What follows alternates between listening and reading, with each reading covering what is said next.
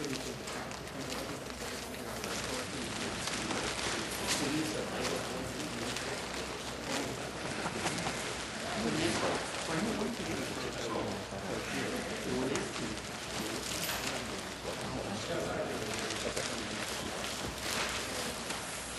let's gather around the hearth, around the fire, and as Marylouise said, she wants people as close to the fire as they can be, for what should be really a wonderful conversation with two terrific people that we have as guests today. You all know a fair amount about both Marylouise and Oates and Bob Shrum. As I just indicated a minute ago, Marylouise's background actually goes to a point when she was in divinity school at Yale, but she also was the youngest reporter, I think, covering the 1964 convention. Is that possible, Marylouise? So I'm certain we want to talk about 1964. I certainly do. And was a reporter for the New York, for the LA Times, and did something that I think is missing there today, which is a wonderful regular report that brought to life the people of the community, something that doesn't really exist any longer. I don't want to call it a gossip column. It wasn't that. But it still was about people, which was a great thing. It's missing today because she's been a novelist, and she now teaches a very, very popular course or series of courses at NYU. Bob Shrum, star of used to be the mainstream media, now a star of the new media, and maybe we'll talk about that with both of you as well as the mainstream media. But I see you on Meet the Press all the time, Bob, but most recently I heard you on POTUS, Politics on the satellite radio, where they love you. But of course, Bob has been a speechwriter for and run a number of campaigns in this country and around the world, and is really one of the leading commentators in the country thinking about these issues.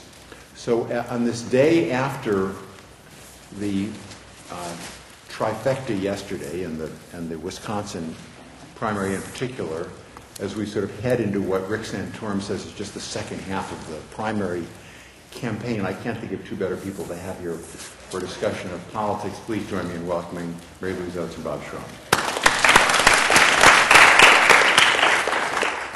And there's so much to cover, and this is a conversation, and there's a book signing afterward, by the way.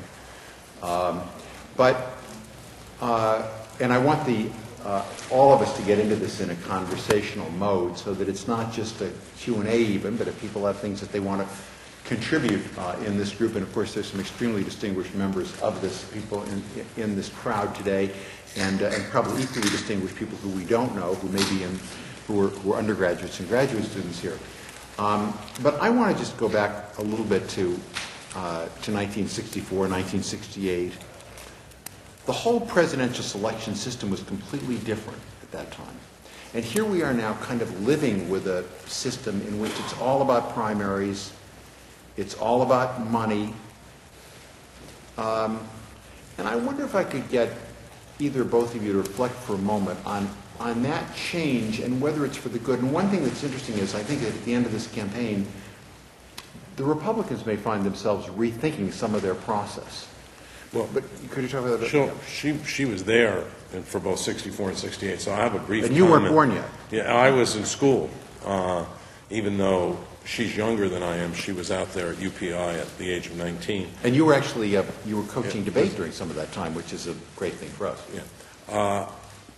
I think one of the most interesting things is how different it is in the Democratic and Republican Party. If you look at the state of North Dakota, in the caucuses, Santorum won handily. Ron Paul was second. Mitt Romney was third. And when the convention met last weekend, Romney got most of the delegates. So the Republican Party still has a process where the establishment has found various ways to impose itself. In Virginia, a rule that had never been invoked before about ballot access and checking signatures was invoked, and that assured Romney that he would get all the delegates. So yesterday I think he emerged, you called it a trifecta, it's kind of a WAN trifecta, where the guy who is the nominee apparent won Wisconsin by 4 points. and in a Marist poll for NBC, he's behind by 17 points in the fall. In the Democratic Party, I think the system is locked in and inescapable, and what happens to the Republicans afterwards depends a lot on what happens to Romney. There's going to be a big revolt. If Romney loses, the right-wing story, and by the way, this is already happening in California in a different context, the right-wing story is going to be they imposed another moderate on us, and we lost again, we weren't conservative enough. It's the argument made in 1960 after Richard Nixon lost. It's the argument made about Meg Whitman and Carly Fiorina inside, and that's the dominant view inside the leadership of the Republican Party in California, that they weren't conservative enough, which I think is a profound misreading of the state. But that will take hold, and then who knows what will happen to those rules. Democratic Party rules are not going to change in any serious way, and the fact is the establishment in 2008 was not able to impose its choice. Suppose we were back in another era. Would Romney be the nominee? How different is our whole, or the choice of people we have? I just want to mention one thing, because, you know, everybody looks on the corruption of cash right now as the real problem. Let me tell you, there's a lot of money floating around, relatively speaking, in 1964 and 68. True. In 64, at the convention, and where's Richard? It was a party in Atlantic City. I mean, there was the 24-hour-a-day railway lounge given to reporters by the Railway Association of America, free booze, free food all the time, lots of lobbyists everywhere on the floor of the convention. It was not such a clean act. And basically, if we remember the Mississippi Freedom Democratic Party and their whole attempt to be seated as representing the Democrats in Mississippi, Mrs. Hamer and Dr. Henry Arendt, all these people, just totally dissed by the party. But I'm going to give you one anecdote from 1968. I was the Deputy National Press Secretary for the Gene McCarthy campaign. I had more titles by the end of 68 and made less money than anyone else in America. It was a very pro-am operation.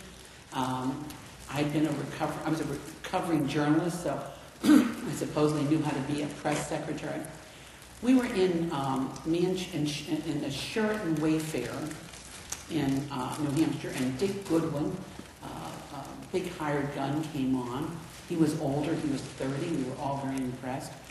And he wanted to make commercials supporting Gene McCarthy, anti-war, anti-Johnson. Thank you. And we couldn't make commercials, which you did on these little, what are they called? Moviolas. Moviolas. Some guy from Minnesota showed up in San Hotel and made some. But we couldn't get them on the air in Boston because we were a rump campaign and we had to have cash. They weren't going to use their... So this guy, Howard Stein, who ran the Dreyfus Fund, and Arnie Hyatt from Green Shoe Company, very progressive guy, they showed up and they literally had briefcases full of cash. I'm telling you, a lot of cash, $25,000, $40,000. And Goodwin and I went down to Boston and we bought television time.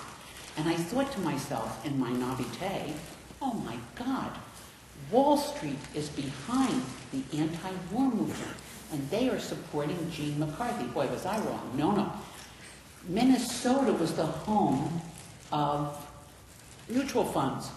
Gene McCarthy had carried mutual funds water for years. He didn't know what the gold standard was. We had to get Stephen Cohen to teach him that. But basically, it was the same quid pro quo. Here's the difference. Nobody was writing about it. Nobody was saying what's going on here because no one had access. As much as I worry about the blogosphere, there's certainly a lot of chat out there that makes you much more aware that, gee, money's a problem. And maybe everybody, maybe it's not all on the level. That's cynical, I'm sorry. Okay. I think Romney would be the nominee even if the establishment totally controlled the system, if you're talking about an old system, for two reasons. First of all, some of the obvious alternatives who were serious. I mean, let's face it, Romney, by the way, is beating the candidates who are like the equivalent of the cast of Monty Python's Flying Circus. I mean, these people are not serious presidential possibilities. And the people who were alternative serious presidential possibilities decided not to run. I think Jeb Bush decided not to run for two reasons. One, he thinks that if he's going to do it, there has to be more time between him and the previous Bush. And two, much like several other people, Chris Christie, for example, the governor of New Jersey, I think that he believed all along that Obama was likely to win. So Romney was the only serious establishment person running. And if the establishment was picking someone, you know, as they have in Virginia, by just locking people off the ballot, as they did in North Dakota by manipulating the awarding of delegates, which they also did, by the way, in Missouri, it would have been Romney. Because I mean, look, Rick Santorum, I have a friend who's a Republican strategist, who said to me he was for Santorum, and I looked at him and said, "You are?" He said, "Yeah. We need to lose an election by 15, 20 points with a real conservative to get the party to rethink itself."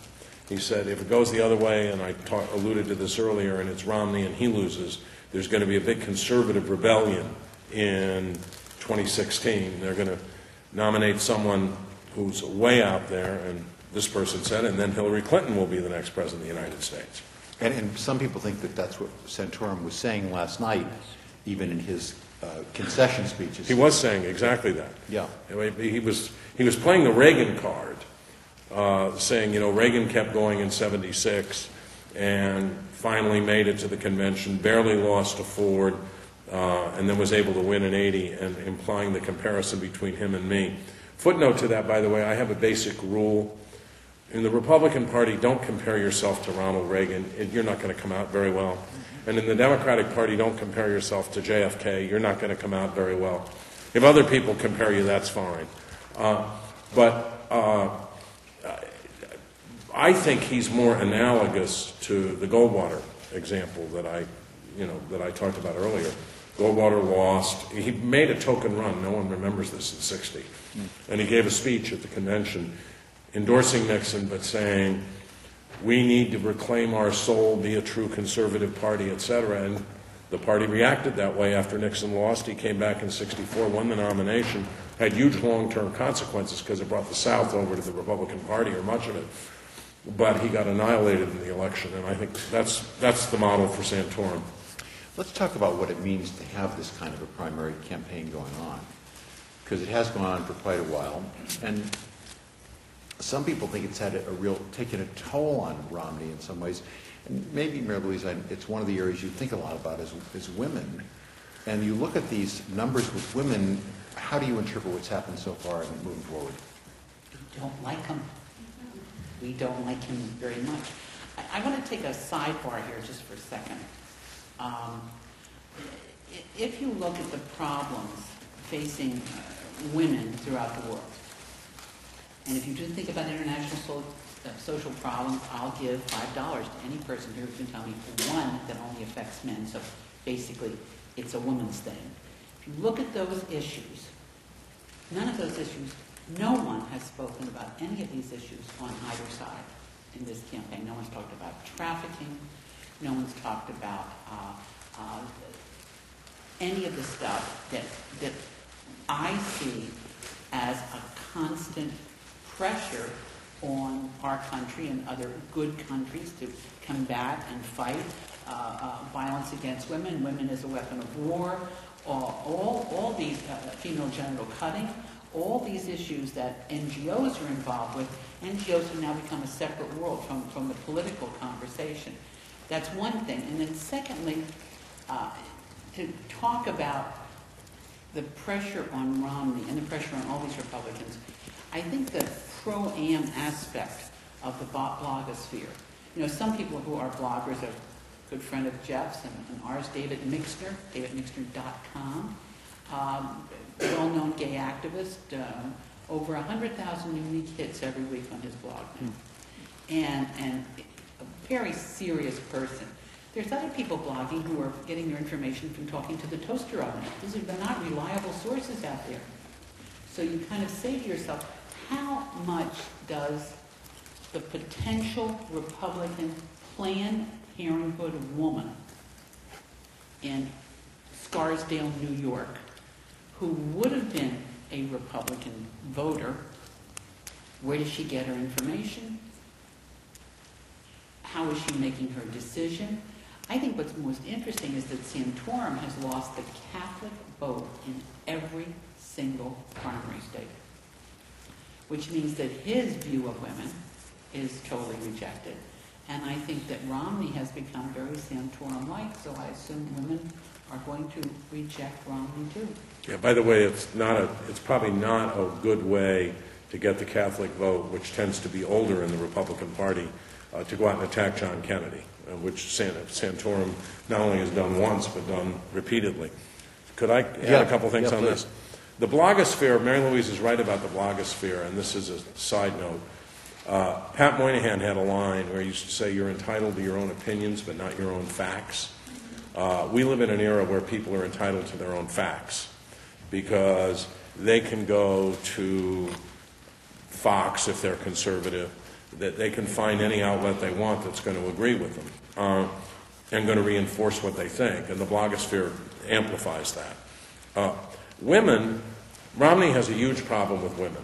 To get the Republican nomination, he's had to take a record that is essentially moderate, and even more moderate when he was running against Kennedy in '94, and transform himself into a conservative. That means everything they demand he has to do.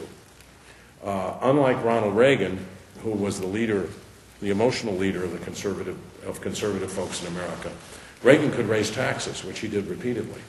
Reagan could make a deal with Ted Kennedy on immigration reform. Reagan could make a deal with Tip O'Neill on Social Security, and he could make peace with the Russians. And George Will could write a column denouncing him, and it didn't matter because he had total loyalty. Romney is on permanent probation. So whatever happens, whatever position one takes on something like Planned Parenthood, contraception, I'm sure it's not in his playbook to be the anti-contraception candidate. But he is now the anti-contraception candidate. And worse, and what's happened to him is there's a huge gender gap that's opened with women, bigger than in 2008. Obama in the swing states has taken a pretty big lead because of it. I mean, we have a long way to go, and you can't take things for granted. And the primaries, as Jeff alluded to earlier, have really taken a toll on Romney. He's got a 34% approval rating in the Washington Post poll. It's impossible to get elected president with a 34% favorable. It just can't happen. They have to build him back up. They have a lot of etch-a-sketching to do. But the problem is that if you look at the individual state polls, the swing states that have seen the most of him like him less. So in Pennsylvania, he's only 3 points behind Obama, although Pennsylvania always looks like that, and then in the end votes Democratic. In Wisconsin, in Ohio, in Michigan, and even in Florida, he's behind by much bigger margins. He spent a lot of time there. They've looked at him, and people find something unlikable about him. We could take a survey and see if anybody here could suggest some of the things. But you know, every week he does something. Every day he snatches a gaffe from the jaws of victory. So this week he said, first, that women don't care about health care. They only care about the economy, which may actually, by the way, not by November be such a great issue for him. And then he said that the president should publish Richard Reeves would love this. He wouldn't be able to write books because they'd be written instantly. Should publish the transcripts of all his conversations with foreign leaders as soon as they're held. And I have this image of Roosevelt and Churchill sitting there in 1944 saying, okay, we think early June, D-Day, and we're not going to do the Pas de Calais, we're going to do the Normandy beaches, and there they are. I mean, it's a very unpresidential thing to say. They're caught between him being stiff and spontaneous. He is stiff. He comes across as stiff. Who else uses the word marvelous, as the president said yesterday? It's just a marvelous economic plan about Paul Ryan's proposal. But when he's spontaneous, you have no capacity to predict what he's going to say. It's not that he's rich. FDR was rich. The Kennedys were rich. Even Nelson Rockefeller, who was very rich, all had a capacity to come across as though they cared about people and had some understanding of what they were going through. Romney seems remote. And one last thing on the women's issue. What used to be an anti-abortion stance by conservative evangelicals and Catholics has now become an anti-contraceptive stance by the entire party. Now, that's a huge move. 98% of practicing Catholics, women, use contraception. 98%. These are women who go to Mass, are faithful, and are self-identified as faithful Catholics. But think about that leap. That's a leap from abortion, always a questionable issue in the political room, to contraception. I mean, these people have moved this way back across the playing field into a right-wing world that's like the old Superman Bizarro world, where everything is not what it seems. It kind of flips around, Hey, wait a minute. I just want to make that one point. Thank you. You've both been in campaigns where there has been a shift, though, where, it seems like today it's one way and then it shifts. And by the way, we've had awkward presidents before, people who are not. I mean, I think whatever awkwardness Romney has doesn't compare to Richard Nixon's awkwardness. Richard Nixon never put that dog, that little Checkers dog, on the roof of that car and drove him down to San Clemente. I wouldn't tell you that was a big mistake. But as you look forward to the campaign, as you imagine the campaign now, suppose, and I don't want to ask you to give free advice to a candidate you wouldn't be supporting, but if you were in the Romney camp, how would you deal with these issues? Well, if I had a really good way to deal with them, you're right, I wouldn't say it. But I think I can predict to some extent what they're going to do. You're going to see more and more of Ann Romney, his wife, who does seem like a real person, and who is warm and doesn't seem gaffe-prone, at least since 1994 when they asked her during the Senate race if she'd ever been to Roxbury, which is the Watts of Boston. And she said no, but she'd been to West Roxbury, which is kind of the Westwood of Boston. But I think you'll see a lot of her because she's going to introduce them. She'll give a speech in prime time at the convention. And you're absolutely right. Candidates have moved immense amounts during races. Bill Clinton was in catastrophic shape in late June of 1992. And then Ross Perot withdrew just before the Democratic convention, and Clinton suddenly started doing better. And then, even better for Clinton, Ross Perot came back in September so he could sop up some ballots that might otherwise have gone to George W. Bush. Al Gore, seen as stiff, and I'm very well aware of this since I was there all the time, went into the Democratic convention about 13 to 15 points behind.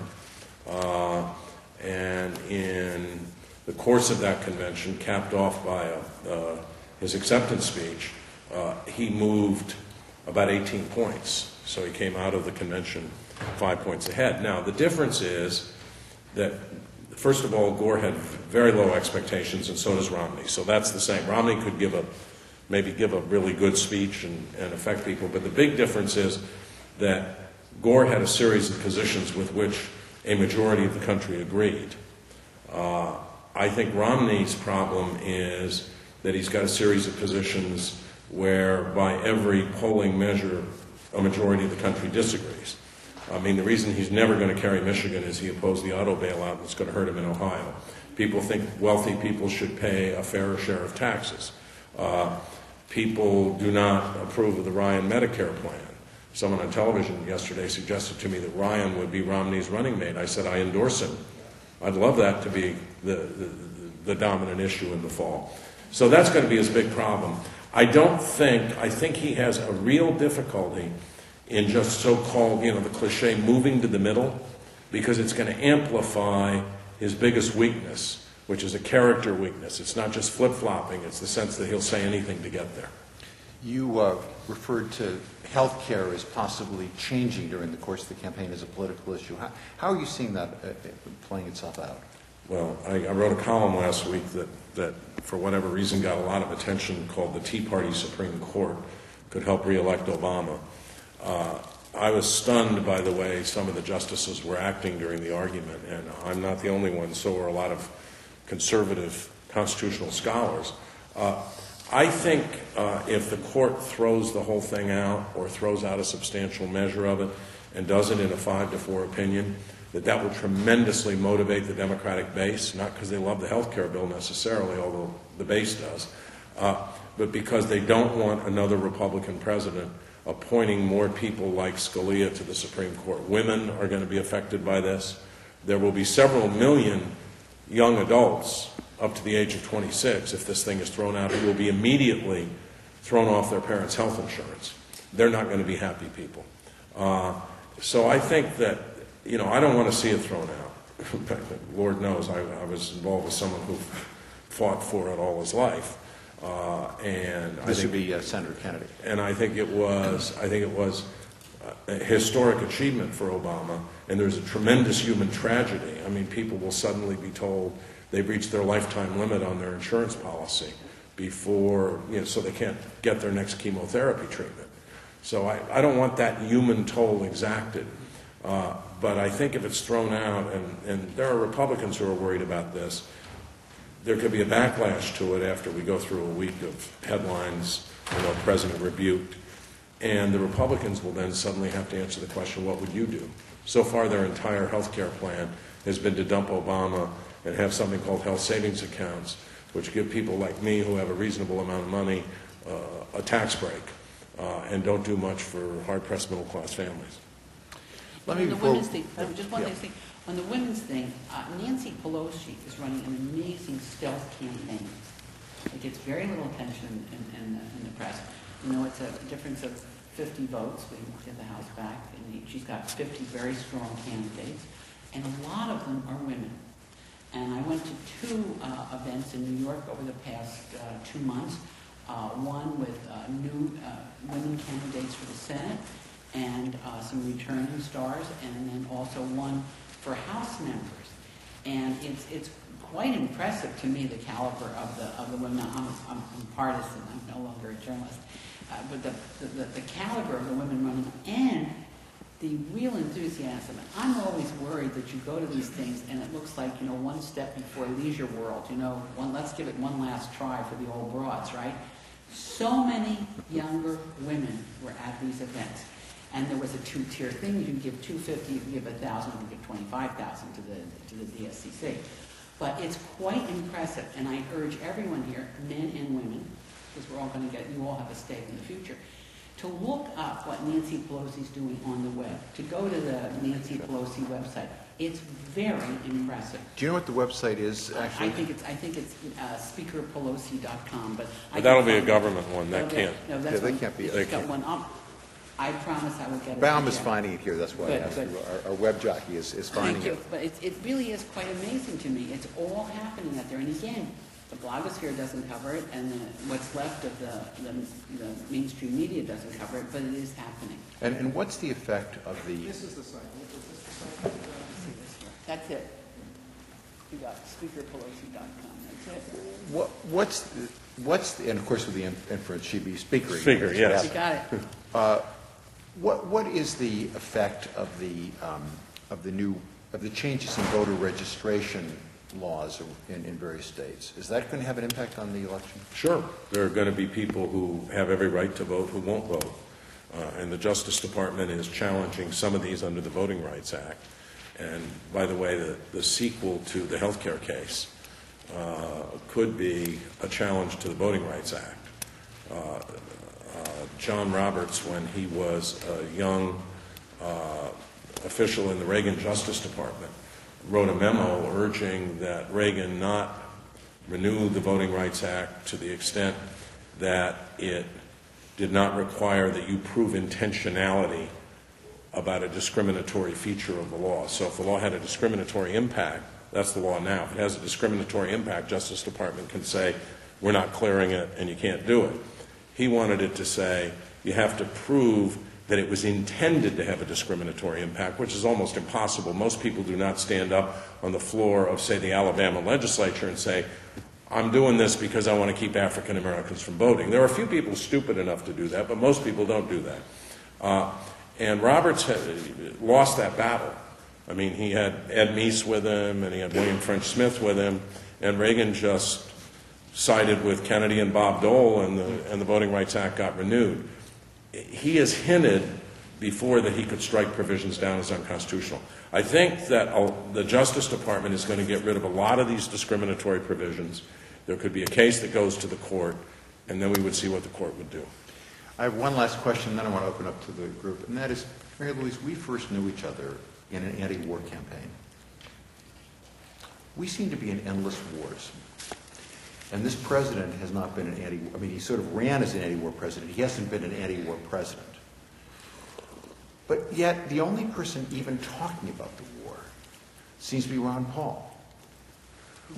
Well, he terrifies me, absolutely terrifies me. Well, I'm not speaking for Ron Paul. I know I'm saying that. what's Jeff, happened to that issue, though. I know that. I agree with you. But you know, I think America's been in wars. You know, there's the great story about the Puritans arriving in Massachusetts Bay Colony, and they've been thrown out of the Netherlands, they've been thrown out of England, they have nowhere to go, and they're on the ship, and one looked at the other one and he said, you know, first we're going to do good, and then we're going to do very well. And that basically is the conflict all along, I think. You know, the great professor at Yale, Sidney Alstrom, had a whole concept of America as a covenant nation. Bill stole it. President Clinton stole it for his speech. It was originally Sidney Alstrom's.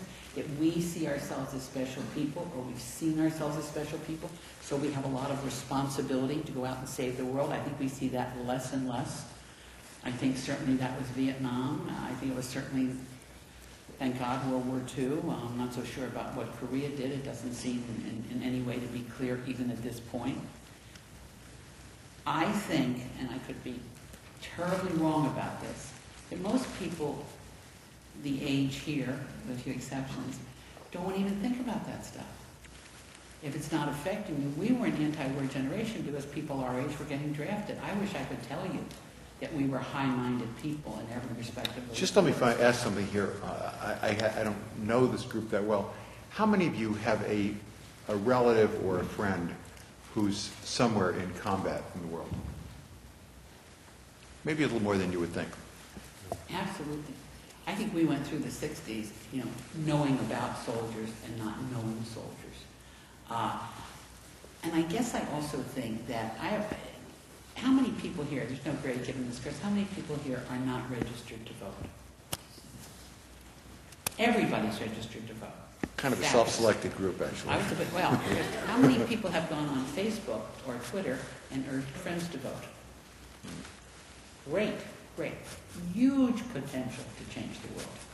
Because lots of people under the age of 35 are not registered. Yeah, let me say one thing in defense, and it's not that I'm uncritical of Obama, because I think, for example, that one of the mistakes they made was not vigorously defending the health care bill after it was passed and sort of moving on to other things and allowing the dialogue to be set by the other side. But on Afghanistan, on Iraq, he did what he said he was going to do. He did what he said he was going to do in the campaign. Ironically, President Bush had signed an agreement for the troops to leave at the end of 2011. Some of the military wanted to stay. The Iraqis would not agree to a status of forces agreement that immunized American troops from Iraqi law, but I think the president wanted to withdraw in any event. And I tell you this, he will withdraw from Afghanistan on schedule in 2014. But as a political issue, it's interesting to me. I feel like Nixon ran kind of as an anti-war candidate. You know, he said, and so did Eisenhower in '52. You know, I will get us out. There may be a way Republicans can do it, but they don't seem to be doing it. They seem to be on the opposite side of it. I teach about this, actually, but Nixon had commercials that pleased everybody. I'm going to stand up for the troops, and we're going to achieve peace with honor. And if you wanted to get out, it sounded like he was going to get out. And if you wanted to stay, it sounded like, well, he was going to stand up for the troops. He took, look, this is all done in Richard's brilliant book, President Nixon. His whole series of books are brilliant. But Nixon and Kissinger understood the war was lost. That in the end, it wasn't really, although they tried to hold on to some hope that after, when they finally left, air power, etc., but they understood there was a problem, and the problem was probably fundamental. But they wanted the 4 years because it gave them cover to do other things in foreign policy. you can question, and I would, the morality of that, because more Americans died in Vietnam after Nixon became president with a pledge to end the war than died before, and probably 1 million Vietnamese died. Henry Kissinger would say, well, that's realpolitik, and that's just the way it is. But I think you're right. There are two things. One, the wars are winding down, and so people are not in the streets about it, although they were never in the streets about it. We turn, and I was party to this, the demands of 2004 politically turned Afghanistan into the good war in the democratic view of things. Iraq was the bad war, the dumb war. There were no weapons of mass destruction. As Kerry said, knowing what I know today, I would never have supported going in. But Afghanistan, where Osama bin Laden had been, that became the good war. Situation changed in Afghanistan, but it remained the good war. And if you listen to Obama's speeches in 2008, he was getting out of Iraq, but Afghanistan was the good war. I think we have learned, as everybody has since Alexander the Great, that you can't change Afghanistan. We will leave, and I believe things will not be good. And the real question is, are we going to meet the moral obligation to take some of the people out of there that we have put very much in harm's way, like a woman I met who's opened schools for girls all over the country, who, if the Taliban comes back into power, she'll certainly be killed. Okay, let's open this up for conversation. Lauren, do we bring people mics or no? Okay, so anybody start here. Okay. And maybe, sorry. Yeah, if you'd identify yourself and say which department or school you're. Sure. Okay. My name's Faria Kalam. I am an undergraduate student in international relations. My question is, do you think? I mean, when we're discussing how not very many wars have been discussed in the debates, so do you think that bringing international issues to the forefront would increase, or maybe it would reduce voter efficacy? No. Here's the problem. First of all, the Republicans, so far, despite their rhetoric, know they don't have the normal opening to call a Democrat soft in foreign policy. I mean, Romney tried it with this conversation with Medvedev last week. I don't think it went anywhere. Obama's been very tough-minded. I mean, the drone attacks, Osama bin Laden, the killing of Anwar al-Awlaki. I mean, so there's a sense that he's tough. Secondly, and more fundamentally, when your own house is troubled, when you're worried about the economy, it tends to become the dominant issue. And we've seen that over and over again in our history, even at times when there is, for example, a lot of opposition to a war.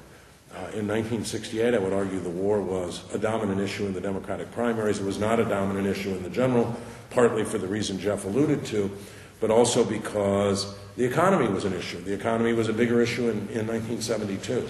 Right now, I think people are focused very, very much on the economy. The jobs number this morning from the payroll people was 200,000. Their estimate is often off in either direction. And you'll know a lot more about this election when you see the payrolls number on Friday, the real jobs numbers on Friday. The market will be closed and can't react to them because it's Good Friday. But that's why international relations are not a bigger part of this election. Obama lacks the vulnerability, and the economy is it's the economy stupid, to quote a friend of mine. And on the other hand, just one last thing, we have no idea what Arab Spring is going to produce. I think it's one of the great unknowns in foreign policy ever facing the world. We simply don't know the day-to-day repercussions for people, especially women living in those countries, and we have no sense of the ongoing foreign policy implications, so both internal and external. In fact. My name is Michael, I'm a public diplomacy student. I have a question about speech making and a follow-up. Where has President Obama's audacity gone in the sense that he gave really inspiring speeches throughout the campaign, Berlin, Egypt, and what has happened to him since then? And then my follow-up would be, for those people who do have ideals such as ending human trafficking and immigration reform, if an ideological president hasn't accomplished those things in 4 years, and who knows in the next 4 years following this he gets a chance, where do those people who have such ideals, where do they go? I misled you, and then Bob can go into his forte. The State Department's doing great stuff. I mean, Obama's State Department, Hillary Clinton's State Department really advanced this ball down the field. What I'm talking about when I said it is, it's not a matter of public discourse. You're not going to turn on Meet the Press next Sunday and hear one person use any of those terms. So it really is kind of a lack of interest. I don't know if it's chicken or egg. Media doesn't cover it. People don't know about it. Who knows? But the Obama White House and Hillary Clinton State Department, they've really done.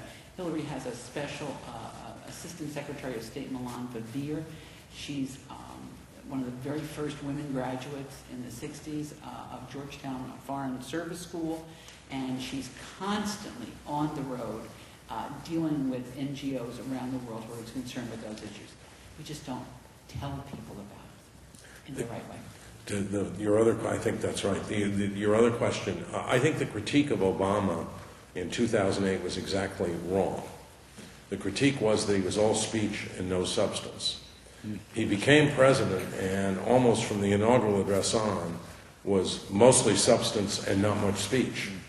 And look, to his credit, he did extraordinary things in that period. I mean, the stimulus package, the saving of General Motors, I think we averted a depression, financial reform, whole series of things that I think are going to have a really student loan reform, which no one even talks about, but which removed the banks as a middleman making huge profits on this, and therefore made it at least somewhat easier for students to go to college.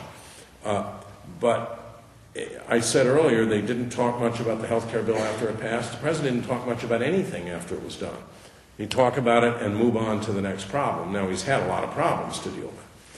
Starting with the jobs speech last September, he became more speech.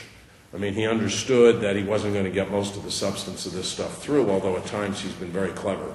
The deal he made with the Republicans to extend the Bush tax cuts to the end of 2012 in return for the payroll tax holiday and extended unemployment compensation is probably one reason why we are now creating jobs in this economy. If you listen to him yesterday, he's back in campaign mode. Republicans seem horrified by this. Chuck Todd observed this morning, from their comments, they seem to be saying, how dare the president campaign for re-election? Well, it's ridiculous. Of course he's going to go out and campaign for re-election. And last night I was on with Larry Kudlow, and one of the conservative guests was complaining, well, he doesn't sound like a president. And I thought, well, actually he sounds like Harry Truman a little. He sounds like somebody who's really out there fighting the fights he wants to fight. He even sounds a little bit like FDR in 1936.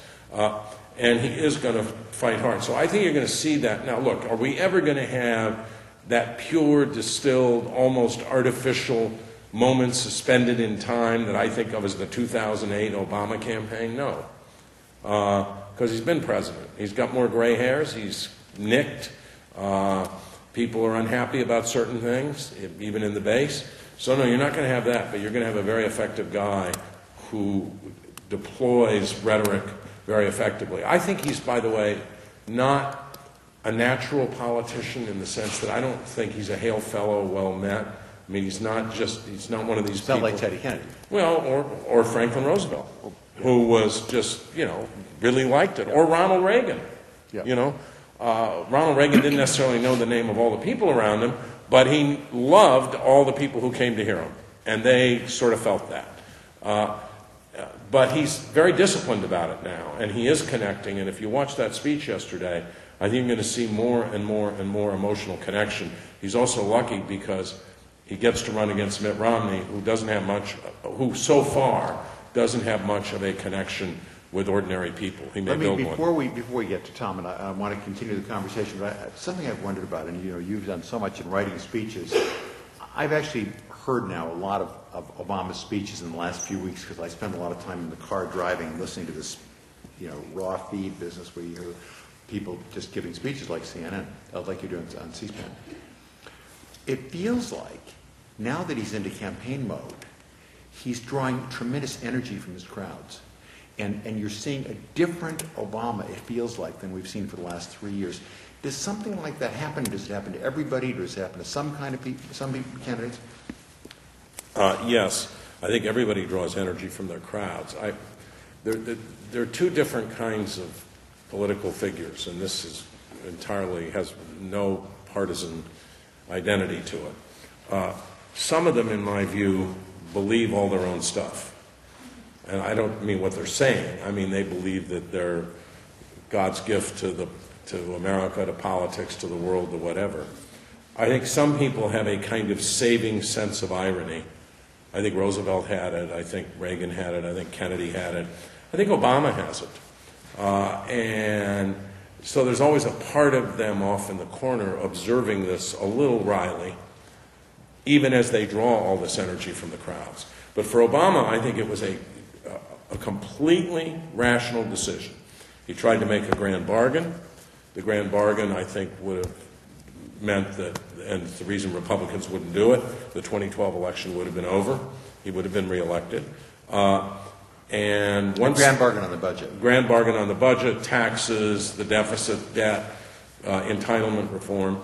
And once that didn't happen, he made an entirely rational decision that he was going to go out there and run, and I hate this word, but run a kind of populist campaign where he was not going to let this be a referendum on him, it was going to be a choice. And the question he was going to ask is, who's fighting for you, who's standing up for you? And, you know, right now, his strengths are a mirror image of Romney's weaknesses. Tom. You actually answered part of the question that was going to pose to you. It seems to me that Obama is a candidate when he promised change. He meant change, not just issues of policy, but change the practice of politics, because he does seem to have a sincere confidence in dialogic argument and the ability to bring people together. Yet he encountered an opposition that would have none of that, and particularly in the health debate, would give him even no minor victories that would filibuster every kind of issue. Had you been advising him, would you have urged him to become more openly partisan earlier, and to fight harder for the public option, to call out Lieberman, for instance, who I think is the person responsible for taking the public option off the table, because it then said to the Democrats, gee, we can't even get our own supposed caucus. Should he have been more partisan earlier, or do you think in the end he played it right by continuing to be faithful to who he was? I don't think they had the votes for the public option, and I think they just made a decision about that. I don't think they wanted to drive Lieberman over to the Republican caucus, and they made a decision about that. I would have advised him in the 2012 midterm not to just rerun a campaign against Bush and say, don't give the keys to the car back to the people who drove it into the ditch, they'll drive it into the ditch again. Everybody knew that Bush had caused the mess. They wanted to know what Obama was doing about it, and it wasn't a forward-looking campaign. Gore had a line, elections are not an award for past performance. And we ran 2010 as though that's what it was. I don't think he could have gone very partisan last summer, because the risk to the country, by the way, and the risk to him politically of being the first president of the United States to preside over a default on America's debt obligations. I mean, I think you would have seen the economic dominoes falling all over the world. Some people said, well, he can invoke the 14th Amendment and that the U.S. has to meet its debts. But that would have been a court case, and there would have been huge uncertainty about it. And I'm not sure that this court would, given their views, would have upheld him. So I think that he has actually helped himself by giving people, he looks like the reasonable guy in the room. Now on the platform, and Clinton did this, by the way, in '96, on the platform of being the reasonable guy in the room, he can go out and go after the other side. Others who want to get it, yeah. Hi, Stephen Hubbard, School of Public Policy. My focus is energy. Without going into too much detail, I'm frustrated by the Obama administration's weak messaging about oil and energy. There's something called peak oil, which is probably already occurred, and basically going into the future, regardless of what we do, oil prices are going to keep going up.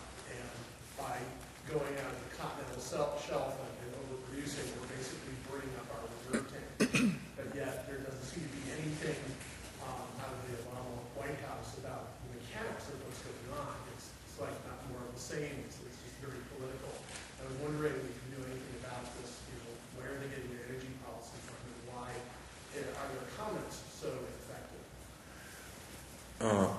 either of us could do this because neither of us knows a lot about it. Cap and trade, which was a kind of critical linchpin of their environmental policy combined with energy, is dead. The only way forward is going to be, in my view, well, two things. First of all, if you have a long time horizon for investment, as some of you do, you might buy shares in dike and dam companies, because we're not going to let half of Manhattan go underwater as seas rise. We're going to build levees and dikes around it.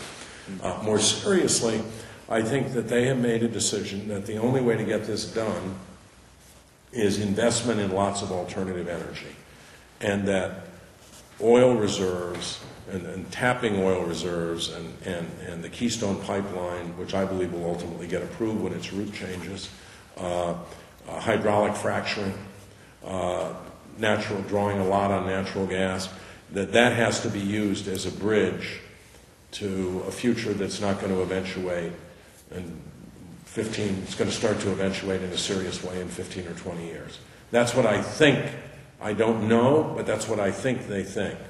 To go out right now and say, look, we're eating up our reserves, we can't drill on the continental shelf, we don't want any hydraulic fracturing, that would, whatever the merits of it, it would play very strongly into the hands of Republicans. Americans are, and Jeff will remember this, Jerry Brown, when he was governor the first time around, kept talking about less is more.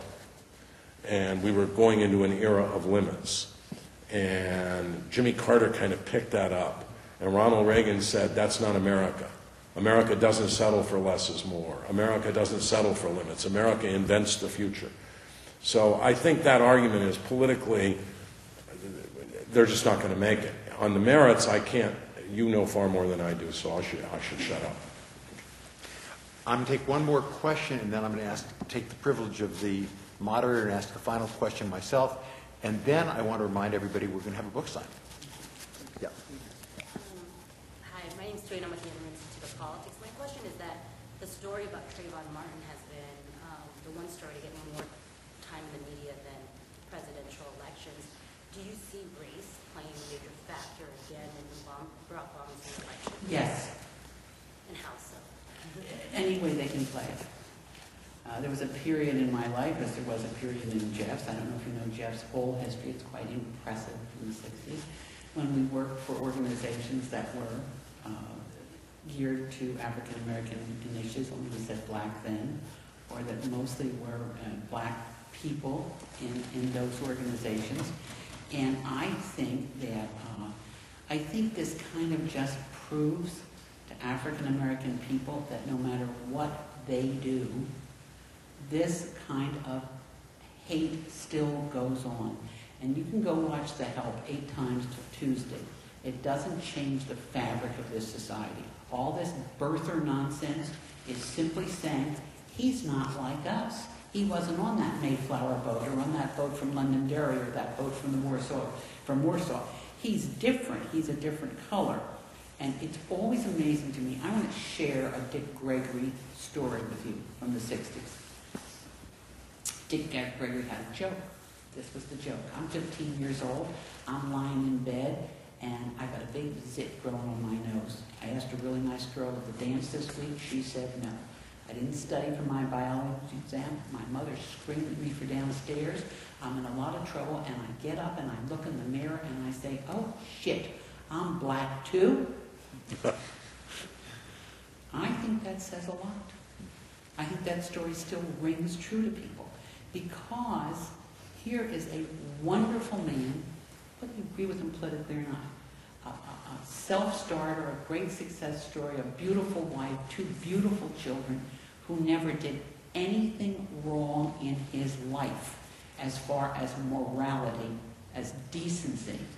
And there are some people in this country, especially in those fabulous 3 southern states, who can't believe this has happened, that this guy's in the White House. And I think you're going to see more overt statements. I think there's no control. I'll say one last thing. At the 1984 convention, when I had switched back to being a reporter, it goes back and forth, back and forth. Linda Douglas, a friend of Jeff's and ours, who was then working, I think, for CBS, and I were on the floor of the Republican convention in Dallas. Beautiful town. And we were on the floor, and they have shipped in busloads of people who have no business on the floor, who are the right to life people. And this is the first big kind of thing. And we are surrounded by these women who have probably never been out of their small towns before, and they are squeezing us. Now, I'm tall, and I was thinner then, but kind of a big girl. Lynn is a very tiny person. And they literally pressed in on us, and they said over and over again to us, press whores, get out of here. So that kind of hatred of the press, of the other, these kind of sentiments that are out there in the Tea Party people, their country is being taken away from them. They're not reflected in this White House. It's like Bob is always referring to that sign in the 2008 campaign, big sign saying, federal government, keep your hands off my Social Security. Why? No, I think it's going to be a big thing. And I think you have to be sensitive to it and see it creep in. And you're going to see it creep in open forums where someone asks Santorum about the birth of the President of the United States, and he says, gee, I don't know about that one. You know, how would I know about that? And isn't this terrible? And I think all the time about young African and American boys and girls just wondering what in God's name they have to do to be accepted as full citizens in this country. But isn't it also inspiring? I mean, I think that, you know, that's the negative side of it. But I think there is, and I think it's inspiring to a lot of people whose parents might not have been inspired and who might not even have been inspired in another era themselves. So, you know, you can see the negative part of it, but you can also see, I think, the very positive part. It was one of the proudest days in American history when Barack Obama got elected president. And even John McCain privately said that, and he was the guy who lost to someone. Because racism is the original sin of America. And it was the most redemptive moment in our history that I did not believe that we would ever see this in my lifetime. Now, he's an extraordinary figure, and so made the leap possible.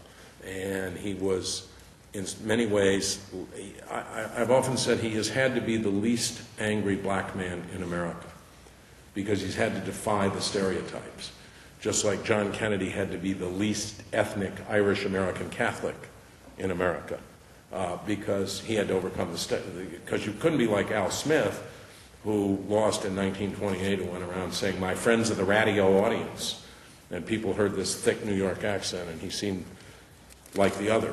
But so I'm very proud of it. This election is going to settle a lot about whether we're going to move forward or whether we're going to move backwards. And it's going to say a lot about race. And you're going to see race. Look, I was born in, thank God we moved to California when I was a child. I was born in... Tell them where you moved to. Culver City. And it wasn't as fancy then as it is now. And I can't believe that those tract houses my father could buy for $11,000 now sell for like $1 million or $800,000. Anyway, southwestern Pennsylvania, the coal region, bituminous coal region, was one of the most reliable Democratic parts of the state.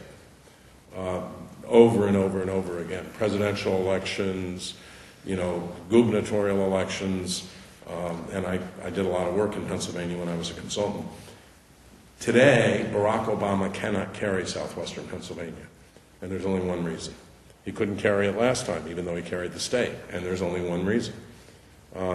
People cannot deal. I think there's a great panic among a lot of people in this country. By the year 2050, this will be a majority non-white country. That's fine with me. I never thought race was the essence of American identity in any event. In fact, overcoming racism is one of the great American projects. But with a lot of people, it's complete panic. What do they mean when they say, give us back our country? Who has it? Who took it? Who's that guy in the White House? So I think you're right. So there's a balance. You can be very proud of what's been done, but every advance has a backlash. Look, the civil rights movement had a huge backlash in the 1960s. And people hated, you know, we now saint have a certain sainted FDR thing, and the viciousness about each FDR was equally vicious. Or Lincoln, who was caricatured as a monkey in the same way that Obama's been caricatured as a monkey. Not because he was himself black, but because people thought he was overly sympathetic to blacks. So there's a strand in blacks. American life that's been there, and there have been other strands, I think, which have been positive strands, and you two have always stood for the positive strands. I want to give the Bedrosian people a chance to announce their next. Who's here from Bedrosian? Aubrey, what's your next event?